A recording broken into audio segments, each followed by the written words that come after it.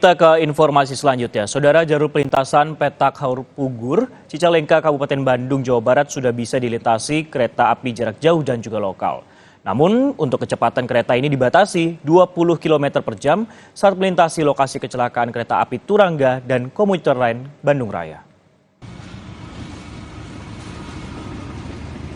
Sabtu malam, kereta api jarak jauh dan lokal sudah bisa melintasi lokasi kecelakaan kereta api Turangga dengan komuter lain Bandung Raya di perlintasan Petak Haur Pugur, Cicalengka, Kabupaten Bandung, Jawa Barat. Tidak hanya lokomotif komuter lain Bandung Raya, PT KAI juga sudah memindahkan lokomotif kereta api Turangga ke stasiun Bandung. Sementara itu, usai disemayamkan di rumah duka, jenazah pramugara kereta api Turangga Ardiansyah dimakamkan di TPU yang tak jauh dari rumahnya di Kampung Balai Kambang, Desa Sukamaju, Majalaya, Kabupaten Bandung, Jawa Barat. Isak tangis keluarga tak terbendung saat jenazah korban dimasukkan ke liang lahat. Menurut kakak ipar, Ardi biasanya memberitahu jam kedatangan kereta api, namun kemarin tidak menginformasikan dan hanya menyatakan akan pulang secepatnya. Video call dulu, terus nge-WA.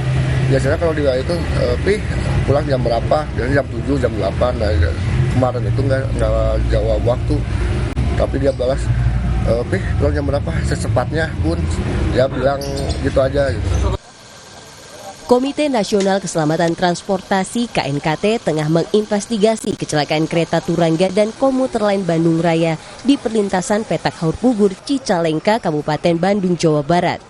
Investigasi dilakukan mulai dari tahap pemeriksaan petugas KAI hingga memeriksa rekaman data kereta.